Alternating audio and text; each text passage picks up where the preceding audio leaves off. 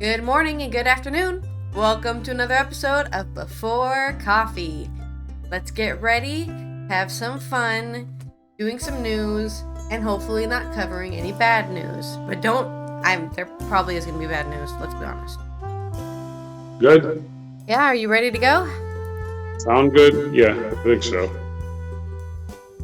You think so? Yeah. Okay. I think I'm ready.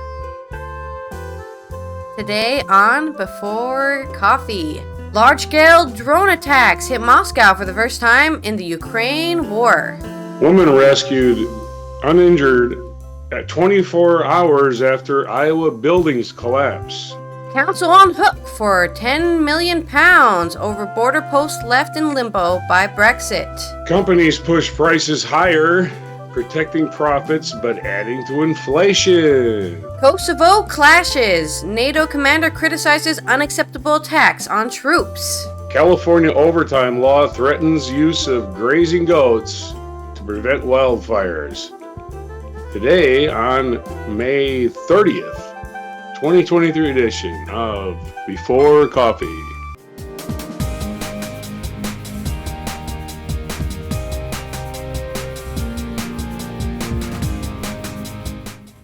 Okay, let's talk about what could be this final spring offensive, now summer offensive from Ukraine, or might just be another, mysterious third party who's attacking Moscow. Moscow's been targeted with a large-scale drone attack for the first time in its 15-month-old war in Ukraine, marking a new inflection point in a conflict that the Kremlin said would never threaten the lives of ordinary Russians.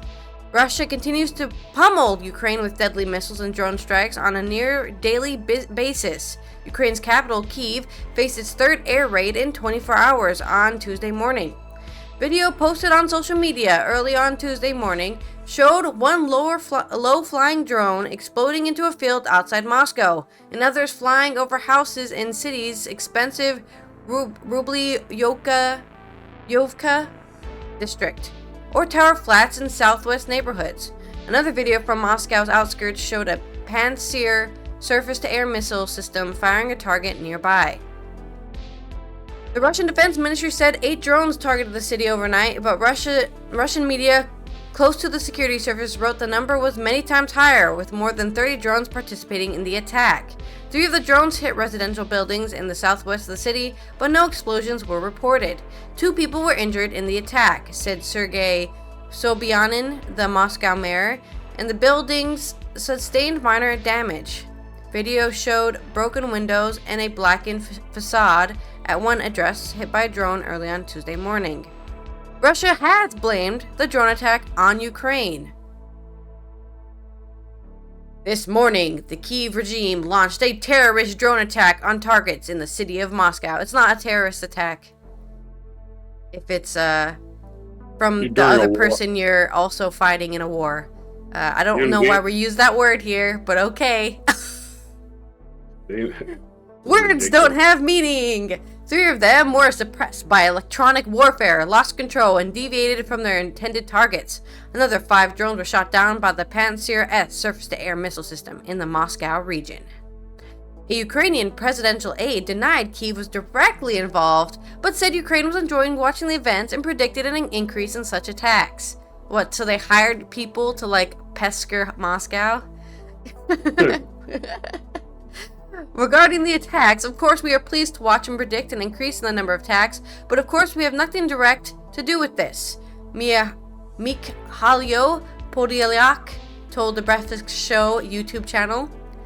Similar attacks against Ukrainian cities are a weekly and sometimes daily occurrence, with local people regularly forced to evacuate or shelter into metro tunnels.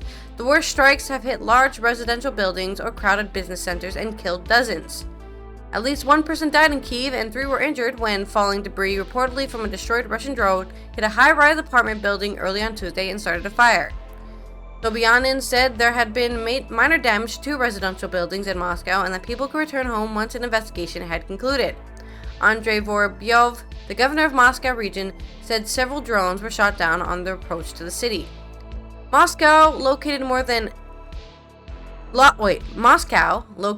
620 miles from Ukraine, has only rarely been targeted by drone attacks since the start of the conflict, even though such attacks have become more common elsewhere in Russia. In early May, the 2 drones were shot down over the Kremlin in an attack blamed on Ukraine. Yes. Vorobyov attempted to claim Muscovites unnerved by the first attack in a war that had largely played out on television for them.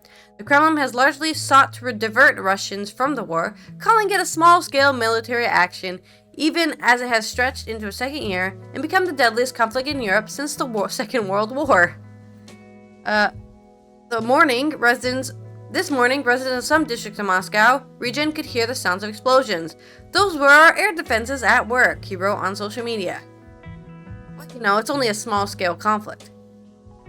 Videos posted by Russia to social media showed their shock, even as they had been told that Russian air defenses would prevent attacks from reaching its capital. "It's flying right over our house!" yelled one man as he filmed a video of a drone gliding over suburban Moscow. If the purpose of the raid was to stress out the population, then that very fact, the appearance of Ukrainian drones in the sky over Moscow has already contributed to this, wrote Rybar, a popular Russian military blogger close to the defense ministry. So, basically a propagandist. Observers expect Ukraine to launch its counteroffensive in the coming weeks. One of the drone strikes against Moscow might be a shaping operation to pull Russian air defenses away from the front lines in order to protect the large population centers. Yeah, but Ukraine had nothing to do with it, so we may never know. They just hired a bunch of drone enthusiasts to be like, hey, can you go fly your drones into buildings? I have no idea. Your story. Yeah. One man's terrorist, another man's freedom fighter, they say. And you can call it terrorism, but they're the ones that started the war, so... They've been terrorizing Ukraine for over a year. Exactly. Every single day. Not to mention the war crimes. In American news, after a 52-year-old woman was pulled unscathed, this is from NBC. Maggie Vespa, Marlene Lethang, and Dennis Romero. A 52-year-old woman was pulled unscathed Monday evening from a partially collapsed Davenport, Iowa apartment building, in a story we didn't cover yesterday. The city's mayor said a previously announced plan to quickly tear down the structure was under evaluation. Lisa Brooks was rescued more than 24 hours, apparently hiding under a couch in the upper floor of her 6-story structure, authorities and family members said. Relatives said she had heard the destruction, felt the building's partial collapse Sunday, and responded with a fight-or-flight instinct. She dived under the furniture and stayed put. She appeared to be in an unaffected unit, and when her phone started working again, she called for help, family members said. A crowd of 100 or so onlookers welcomed her, even some staged impromptu protests against the city's decision to tear down the 116-year-old building as soon as Tuesday morning. The rush, including a transition from search and rescue to recovery, is relatively unusual in a collapse of a condominium complex. Well, it's collapsed, everybody's out, let's just tear it down and just start over. Yeah, didn't yell. Yeah. What? Somebody's screaming? No sirens, no please get out of the building, nothing. Just knock it over. In a collapse of the condominium complex, albeit a much larger building than the Davenport structure in Surfside, Florida in 2021, a search and rescue effort continued for 2 weeks. Ultimately, 96 people died. Yes, Iowa's like, fuck it. Let's make a field out of it or something. Brooks was the second person rescued from the building, and 7 people were initially pulled out immediately after the collapse. Sunday, authorities said, bringing the number of rescued to 9. A woman trapped in the rubble was rescued Monday evening and hospitalized in critical condition. Authorities and family members said Monday. Her wife identified the patient as Quanishia Whiteberry. An additional dozen or so residents had gotten out immediately with the help of first responders. Davenport Chief Mike Carlson said. At a news conference Monday morning, Carlson said the operation would shift to recovery mode, and by late morning, the city had announced that the shift had taken place. Demolition is expected to commence in the morning, the city said. We cannot wait. Recovery mode indicates a belief that no more survivors will be found. One factor in this apparent instability to brick over steel and concrete building, which started life as the city's premier hotel in 1907 and is listed on the National Register of Historic Places. So there's a building next to it they're worried about. At Monday's news conference, Carlson said the condition of parts of the building that remain standing pose a risk to anyone inside, including rescue crews. At the time, the building is structurally unsound. That's the short and sweet story of the building collapse in Davenport, Iowa. Wow. Not sure if it was sweet, but it was something, that's for sure. Yeah. Okay, in my next story, we're talking about how somebody just took 10 million pounds and did something else with it, not for what it was intended for, I think. As white elephants go, few come larger than 25 million pounds. That is the cost of the high-tech border control post built to government specifications to handle post-Brexit checks on goods entering the UK. That sits near the waterfront of Portsmouth International Port. The building has sat empty and unused for almost a year since its completion, after the UK government announced in April last year that the introduction of post-Brexit import checks would be delayed for a fourth time. Since then, ministers have altered their plan for how goods will be inspected when they enter the country, with a full border strategy expected to be unveiled next month. Meanwhile, the local council faces an estimated £10 million bill to cover its debts, maintenance, and the cost of catering to the new changed requirements. It's frustrating, says Mike Sellers, director of Portsmouth International Port, surveying the emptying rooms inside the enormous state-of-the-art structure, because we've built to a design that we specified by the government, so we've done what they've asked. We've built it in time. Physical checks on the fresh produce entering the UK from the EU and the rest of the world, including meat, plants, forestry products, had been expected to begin on the 1st of July last year, after a string of postponed deadlines. But they were delayed again in April 2022 amid industry reports that neither the required infrastructure nor technology would have been ready. The then Brexit Opportunities Minister, Jacob Rees-Mogg, said at the time it was wrong to impose new checks during a cost of living crisis and risk further driving up food prices.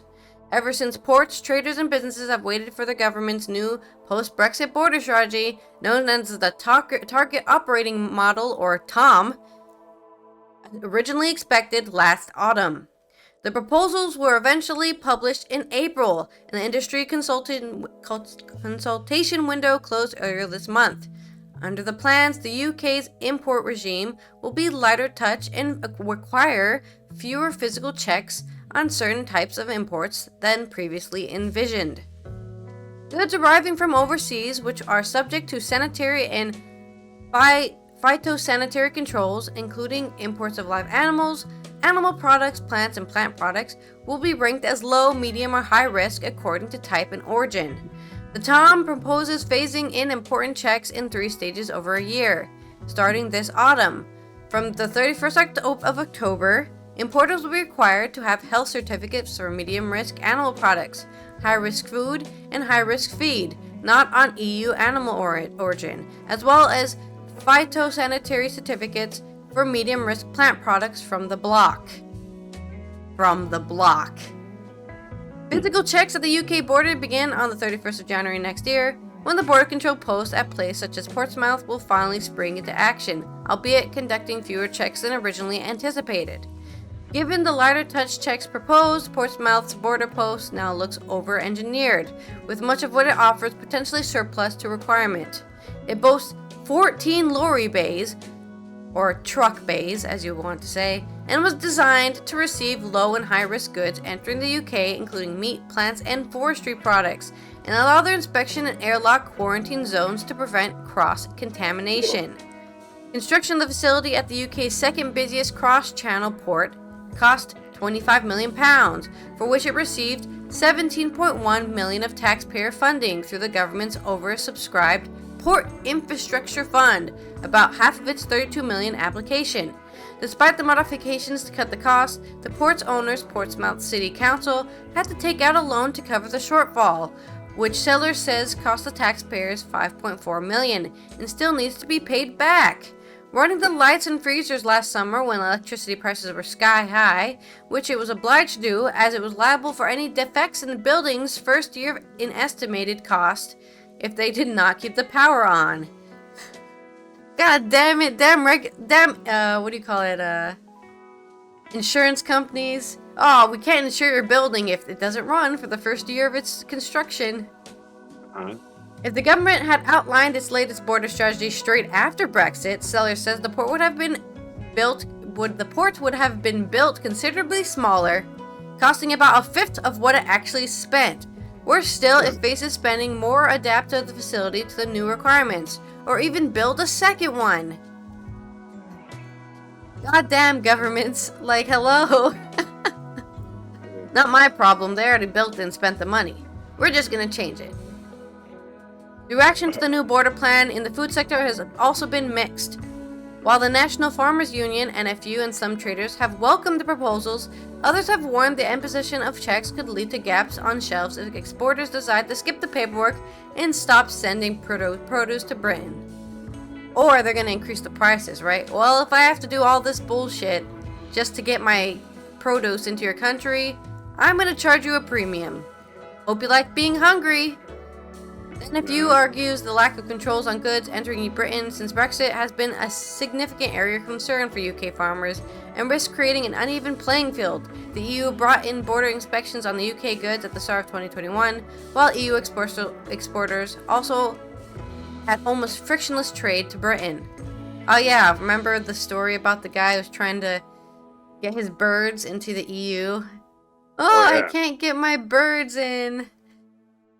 But, the EU can freely enter the UK. How ironic. Brennan believes the impact of post-Brexit checks has not yet felt in the UK, as the country is, for the most part, a food importer rather than an exporter.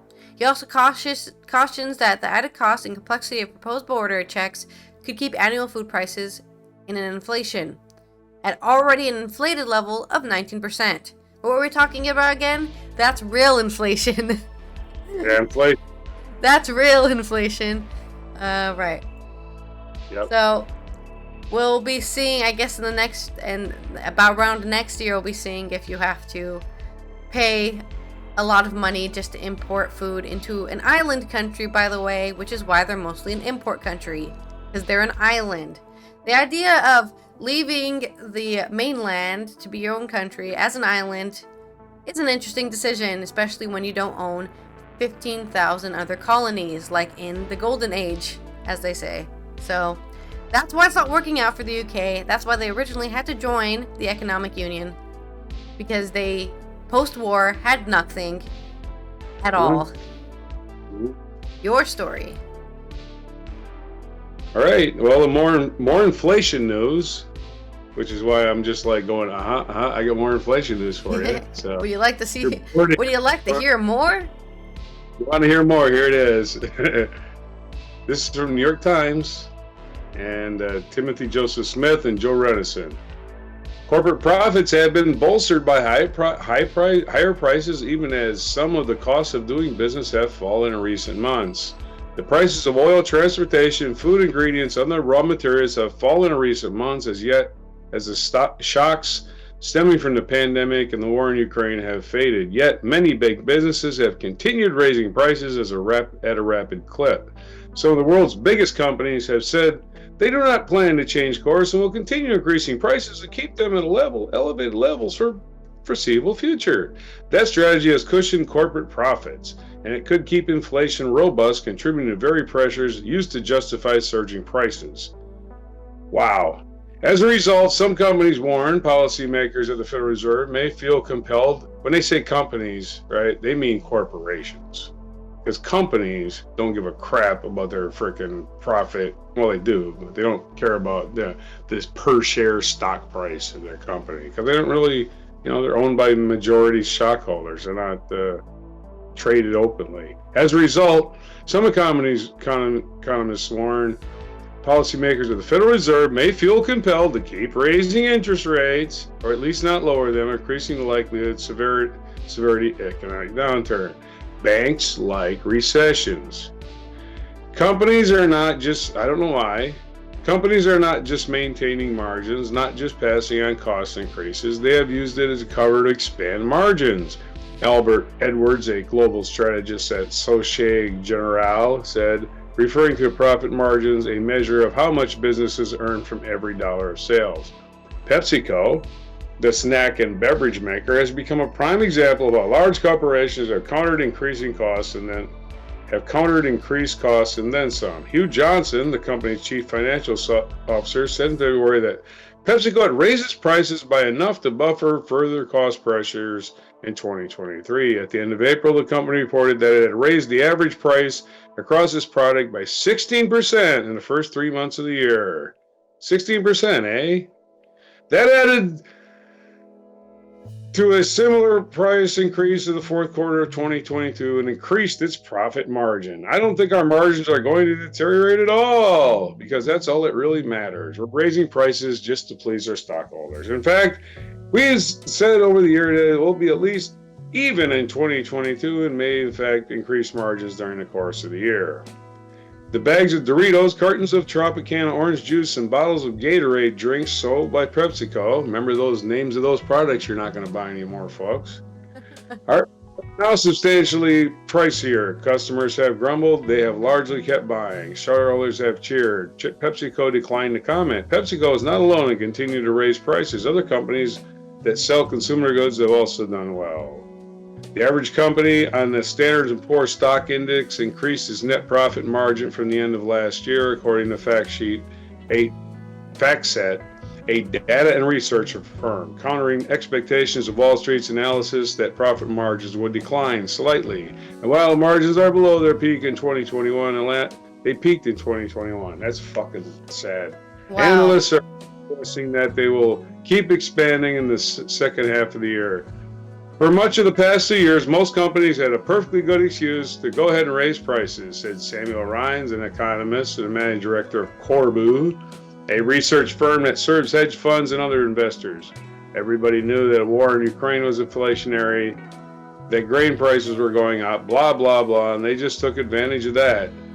But those go-to rationales for elevating prices he added are now receding. The producer price index, which measures the prices business pay for goods and services before they are sold, reached a high of 11% last spring. That rate has plunged to 2.3% in the 12 months through April.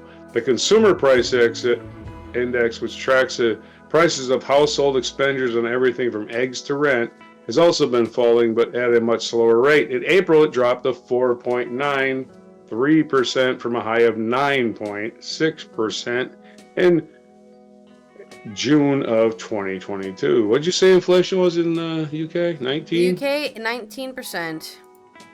The high in the United States for consumer price index has been 9%, and that was last year. It's now around under 5. So yeah, Americans are screaming about inflation that isn't there. Yeah. Whining about inflation, and everybody else has it worse. So everybody's like, fuck you. Inflation is going to stay much higher than it needs to be because companies are being greedy. Of course. This is corporate greed, naked greed. I mean, you can never get inflation to 0% or like even negative. That like, oh, we've gone down. It's like the natural order of money to kind of inflate a little, okay? That's just how economics works.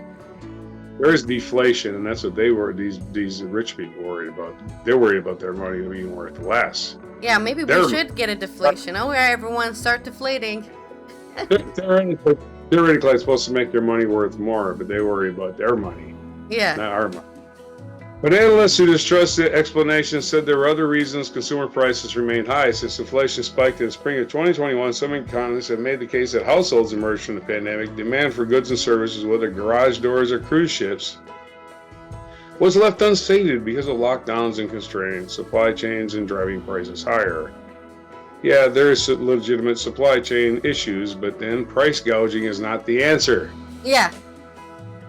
You can hold your costs the same and say, well, we'll worry about profits when we're really doing good. Nope, we're going to price gouge people immediately. Dave Beckwith, a senior research fellow at the right-leaning Marcotta Center at George Mason University and former economist trustee department, said he was skeptical that a rapid pace of price increases was profit-led.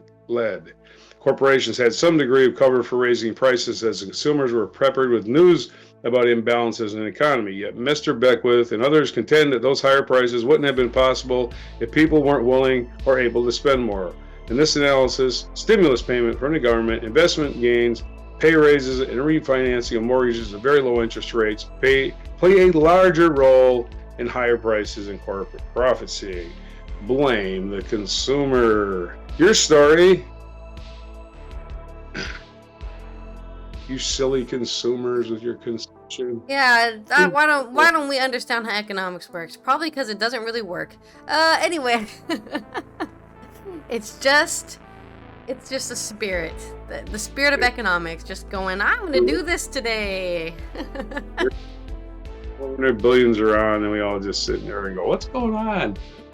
In more the world is ending news, Kosovo! More than 30 NATO peacekeeping soldiers defending 3 town halls in northern Kosovo have been injured in clashes with Serb protesters, while Serbia's president put the army on the highest level of combat alert. They're just protesters. The tense situation developed after ethnic Albanian mayor took office in the northern Kosovo Serbs majority area after elections that the Serbs boycotted, and a move that led to the US and its allies to rebuke Pristina on Friday. KFOR, the NATO-led peacekeeping mission to Kosovo, condemned the violence. While countering the most active fringes of the crowd, several soldiers of the Italian and Hungarian KFOR contingent were subject of the unprovoked attacks and sustained trauma wounds with fractures and burns due to the explosion of incendiary devices, it said in a statement. KFOR Commander Division General Angelo Michel Ristasusia criticized the attacks as unacceptable and underlined that the NATO mission will continue to fulfill its mandate impartially. Serbian President Alexander Vučić said 52 Serbs were hurt, 3 seriously, and in the unrest. Hungary's defense minister said on Facebook that more than 20 Hungarian soldiers were among the wounded, with 7 in serious but stable condition. 11 Italian soldiers were injured, with 3 in a serious condition, Foreign Minister Antonio Tajani said. The country's Prime Minister, Giorgia Meloni, said, "We will not tolerate further attacks against KFOR. It is essential to avoid further unilateral actions by the Kosovo authorities for all the parties to take a step back to lower tensions." The U.S. Ambassador and European Union envoy have summoned the ethnic Albanian mayors to meet in Pristina in a bid to ease tensions. France said it condemns the violence in the strongest possible terms and calls on all parties, in particular the Kosovo government, to take immediate steps to reduce tensions. France, the place that has had protests for the last 5 months. Kosovo's President Vjosa Osmani accused her Serbian counterpart of destabilizing Kosovo. Serb illegal structures turned into criminal gangs have attacked Kosovo police, KFOR officers, and journalists. Those who carry out Vučić's orders to destabilize the north of Kosovo must face justice, Osmani tweeted. In Zvečan, one of the towns affected, Kosovo police, staffed by ethnic Albanians after Serbs quit the force last year, sprayed pepper gas to repel a crowd of Serbs who broke through a security barricade and tried to force their way into the municipality buildings, witnesses said. Where are the, ethnic Kosovoans? Where are they? Why can't they just be on the police force? It's the whole thing with Kosovo is they want to be their own country, but then they still are ethnic Albanians, ethnic Serbs. I'm just I get that you can't make a homogenous ethnical country because that's fucked up, right? That's just Nazism. Sorry, everyone who's not Kosovo, get out. You can't do that. But Yeah, I mean, if they're having problems between the Albanians and Serbians, to the fact that all the Serbians quit the force out of protest, maybe they should just try something else. I don't know. I guess that's the reason KFOR is there, right? They're there to replace the Albanian/Serbian ethnically staffed police. They'll have it sorted out. World War One. Yeah. Kosovo police said in the statement that organized demonstrators using violence and throwing tear gas tried to cross the security cordons and make enforced entry into the municipality facility. Police were forced to use legal means such as pepper spray to stop the protesters and bring the situation under control. Serbs also spray-painted NATO vehicles with the letter Z, referring to the Russian sign used in the war with Ukraine.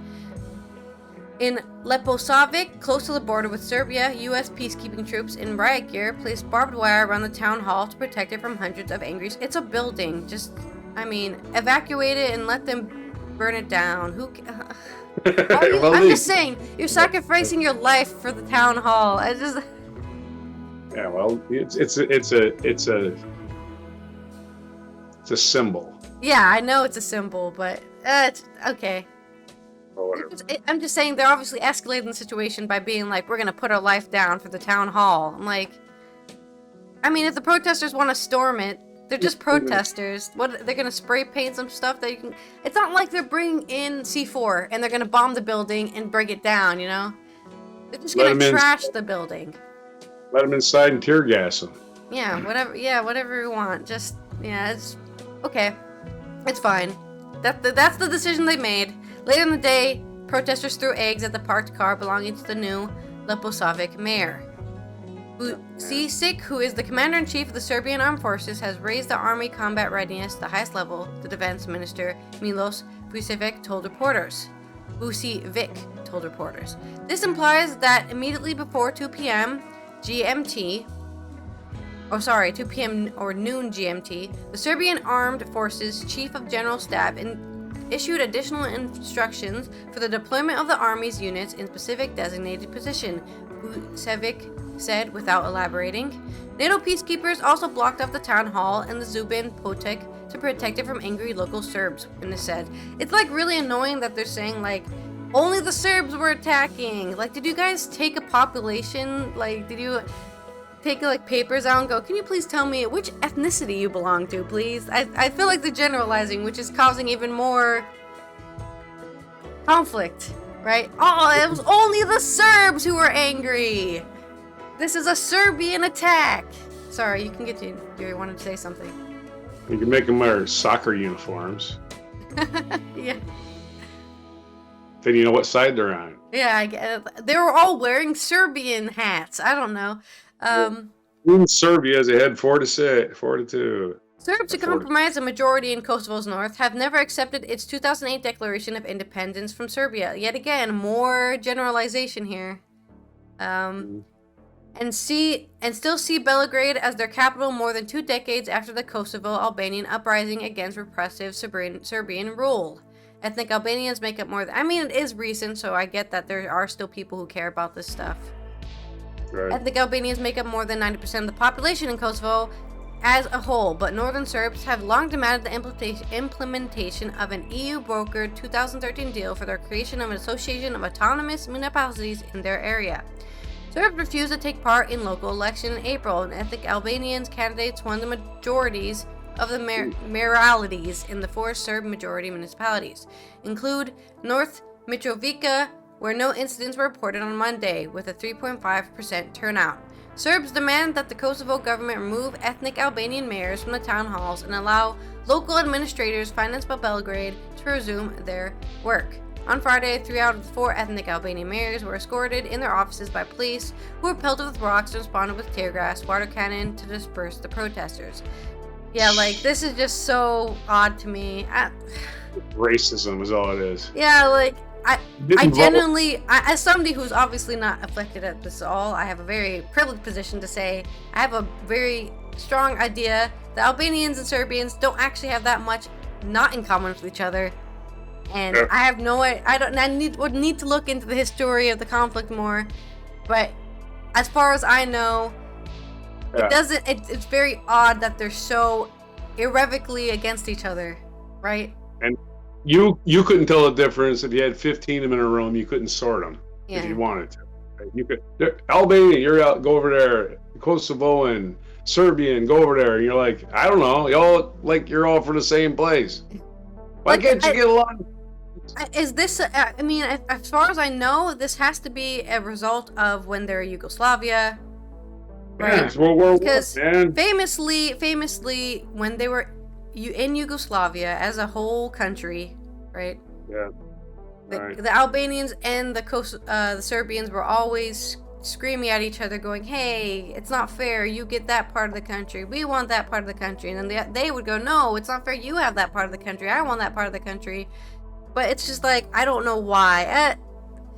Maybe it'll never be solved. The remnants of the Soviet Union still trying to sort things out. In environmental news, the United States, California overtime laws threaten use of grazing goats to prevent wildfire. This is by Terry Che of the AP. West Sacramento, California. Hundreds of goats munch on long blades of yellow grass on a hillside near a sprawling townhouse complex. They were hired to clear vegetation that could fuel wildfires as temperatures rise this summer.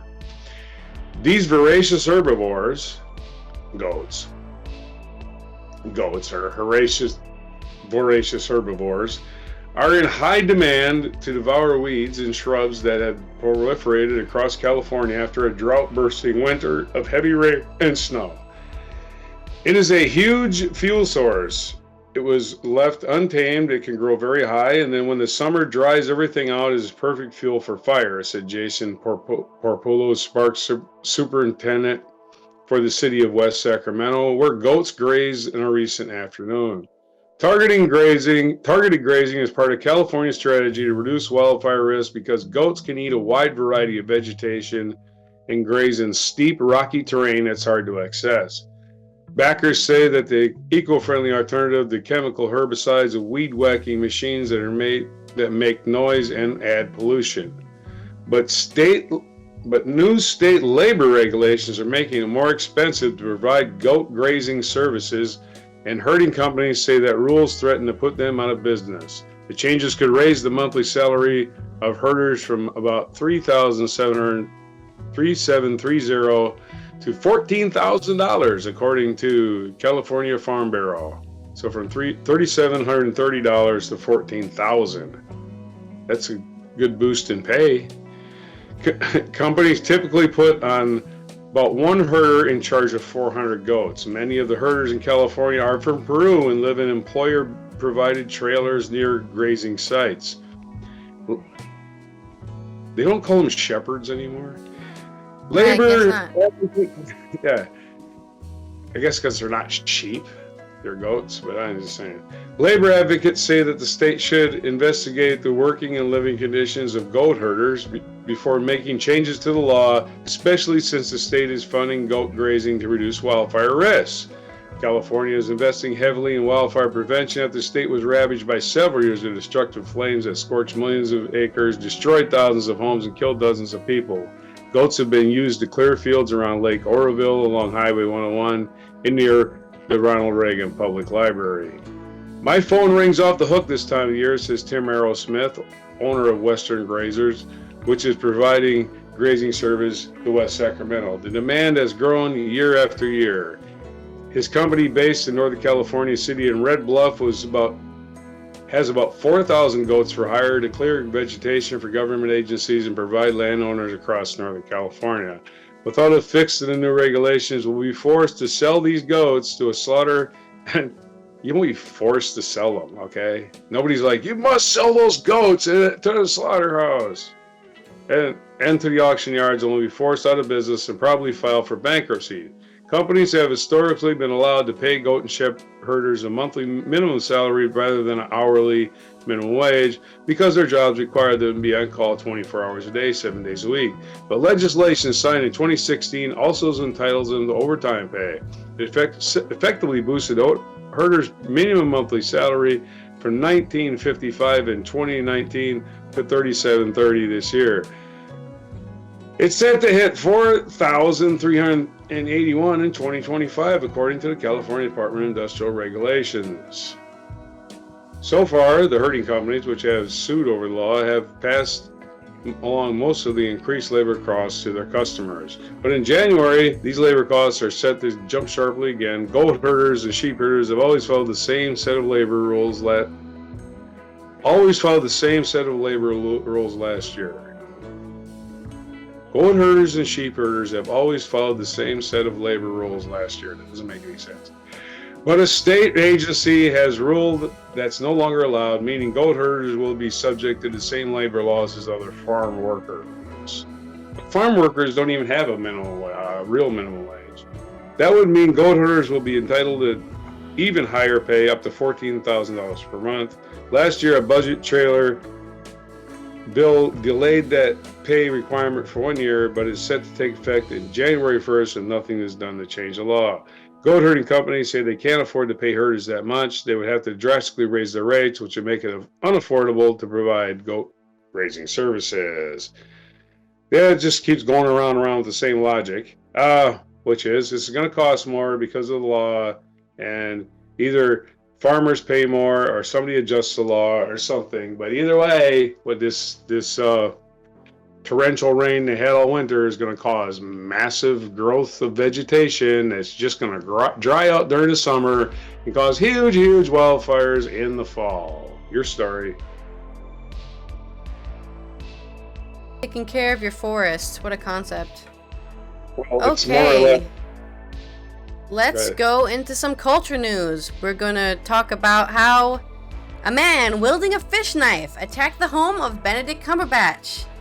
Britain's most famous weird-named actor, Benedict Cumberbatch, played the roles of Doctor Strange, famously Sherlock in the BBC Sherlock series. What else has he played? So many things, but I guess his current big role is Doctor Strange. He also played Smaug in the Hobbit films. Oh, you know what else he's playing? Never mind, go ahead. A former chef at the Mayfair Hotel damaged the home of the actor Benedict Cumberbatch and his family while brandishing a fish knife, as a court has heard.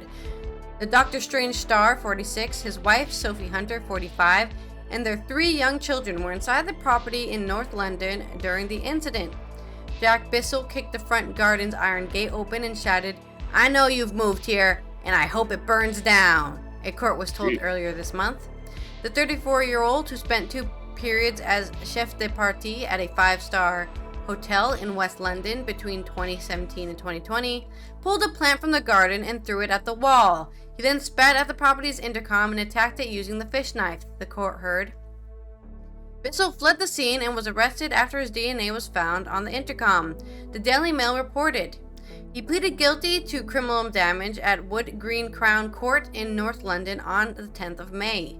He was fined £250 and given a 3-year restraining order, preventing him from going near the family in the area in which they live. The prosecution told the court that before the attack, Bissell brought 2 packs of pita bread from the nearby shop and told the shopkeeper he was going to break in and burn down the Cumberbatch's house. Bissell offered no defense in court about his actions.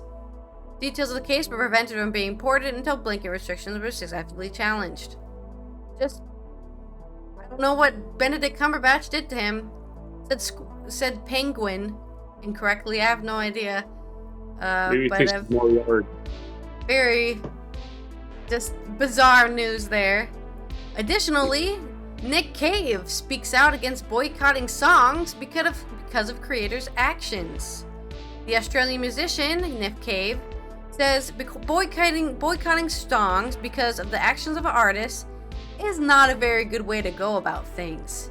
The Australian singer-songwriter told the Hay Festival, "Making art, especially making music, it prevents you from becoming the worst aspects of your character. And that's why I very much think we need to be very, very careful about the music we don't think people should listen to anymore, because of what the artist who has made the music may have been like," the Australian singer-songwriter said. Cave said that it was not necessary or even possible to separate songs from the musicians who created them. "We need to understand that the songs themselves are the best of them, and we should not eradicate the best of these people in order to punish the worst of them." The rock star does not agree with does not agree with the way he recently was depicted in the new statement as a conservative. Following news, he would attend the coronation of King Charles. However, he said, I have these days what I would call a conservative temperament, and is conservative with a small c. I believe that we need to be cautious about the idea of progress. I just see things moving very rapidly, and a whole lot of different things worry me a lot, like AI, he said. This caution is informed by his experience of grief and loss, he believes, following the deaths of 2 of his sons. I think that I have an understanding of what loss is, what it is to lose something, and how difficult it is to get that back. While the musician is not against progress and thinks there are huge problems in the world that we really need to deal with, he is critical of the idea that everything is systematically fucked. The idea that human beings are corrupt he finds not only wrong but disturbing and is becoming a problem. When asked if he equated that mindset with society's lack of spiritual anchor, he agreed. I think we got rid of religion, essentially, which may or may not be a good thing, but there's a vacuum that we created that we don't really know what to do with. Cave would not call himself a Christian, but admitted that he does act like one. He has met both the current Archbishop, Justin Webley, and the former Rowan Williams. He said that Williams was more interested in talking about poetry than religion, while Welby informed him that he does not believe in hell, but doesn't know what's cool. Welby informed him that he does believe in hell, but he doesn't know who's going to go in there. I couldn't tell you who's going to hell, but it does exist. What a chilly individual, Cave remarked. So, basically you've got some, he's basically just saying, let art be art. Stop trying to dictate what is allowed to be expressed, right? Especially if somebody disagrees with you, I guess. I guess he feels a bit threatened that his fans won't like him anymore because somebody called him a conservative. He's a Tory, get him, I'm not a Tory, please. Australian anyway, so. Well. What does conservative mean in Australia? Maybe something else. Well, no, I have no idea, actually. That's a good point. But, either way, he still went to the coronation of King Charles, which isn't even his king, because he's Australian, right? So. Oh, well, he likes kings. Commonwealth. He's an expatriate, maybe. I don't know. Anyway, well, Pete Seeger. That is Benedict Cumberbatch's latest role. Pete Seeger, the folk singer. Okay. The words, Goodnight Irene. He looks exactly like Pete Seeger. Oh. Go look at a picture. Yeah, go look at a picture of Pete Seeger. I didn't realize it. I was like, God damn, he could be Pete Seeger's kid. Maybe he is. A Bob Dylan movie. I believe it's a movie about Bob Dylan and he plays Pete Seeger. I'm not sure what the movie's about, but I just saw that somewhere. Okay, this day in history. 1381, an unpopular poll tax helped spark the Peasants' Revolt, the first great popular rebellion in English history. In this day in 1381. In 1806, Andrew Jackson, who was later served as President of the United States, fatally shot Charles Dickinson in a duel. During his life, Jackson was involved in numerous duels. Some accounts estimate over 100, and many of them were in defense of his wife, Rachel. Wow, she must have had a big mouth or something. In 1814, the first of the treaties of Paris was signed, ending the Napoleonic Wars. In 1854, the Kansas-Nebraska Act was passed, providing the territorial organization of Kansas and Nebraska under the principle of popular sovereignty, which gave those people in those areas the right to decide whether slavery would be permitted in their territory. They should have just said, no slavery ever again, is what they should have said. Yeah, right? No. It's such a good idea, we'll expand it. Brilliant. Brilliant. Actually, when you're going from an agrarian society to an industrial society, which is what they were doing, but they weren't aware of it, it was a bad idea to expand slavery, just in economic terms. In 1909, American jazz musician and bandleader Benny Goodwin was born on this day. In 1911, the first Indianapolis 500 automobile race was run in Indianapolis 500. That's in Indianapolis, Indiana. Wow, about that. And it was won by Ray Heron in about 6 hours and 42 minutes. In 1922, the Lincoln Memorial was dedicated in Washington, D.C. In 1925, in the May 13th incident, some 12 labor demonstrations were killed by British police in Shanghai, sparking nationwide strikes and protests in China. Why is it called the May 13th incident? Oh, May 30th. I can't read. The May 30th incident. That's why it's called the May 30th incident. Wow, it's not crazy. I can't read. 1942, during World War II, the British Royal Air Force dispatched more than 1,000 members against Cologne, Germany. A lot of stuff. 1961, Richard Trujillo, an army officer who had become dictator of the Dominican Republic following was assassinated. In 2012, Charles Taylor, the former president of Liberia, was sentenced to 50 years in prison after being convicted of crimes against humanity. See, you can send presidents to prison. They did it in Liberia. War crimes that were committed during the Sierra Leone's Civil War. And featured event, Joan of Arc was burned at the stake at this date in 1431. Oh, that's so sad. Having led the French army in momentous victory over England at Orleans during the 100 Years' War, Joan of Arc was charged with heresy and witchcraft, and this day in 1431 it was burned at the stake because people are morons.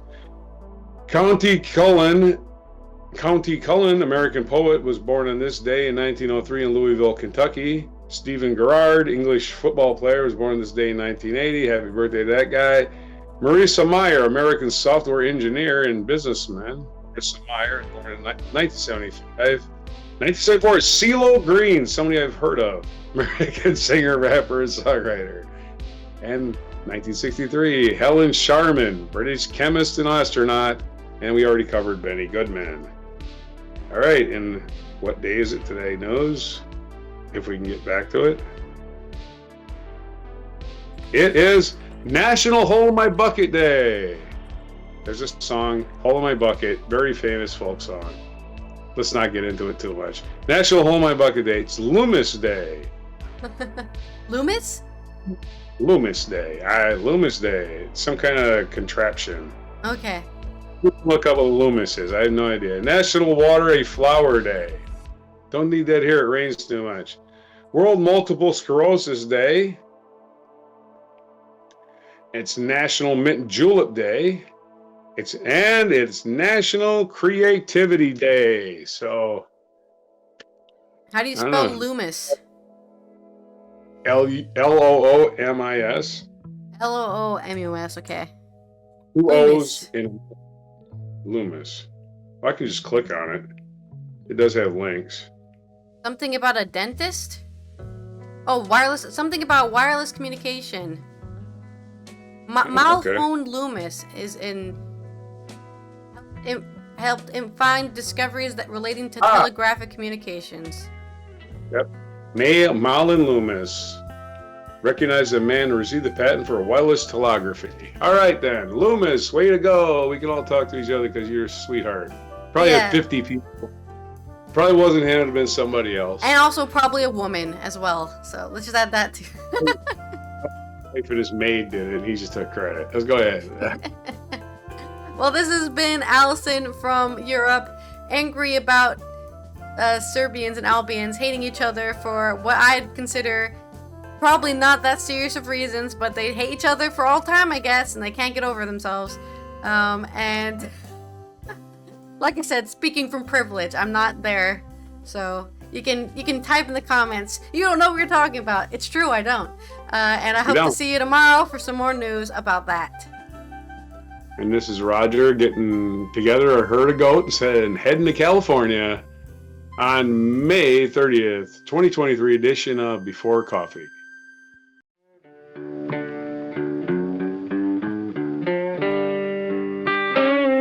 Be sure to hit the like, subscribe, and notify buttons, and follow our other channels, Toxic Alley, History of Gravy, and Scratchy Old Records.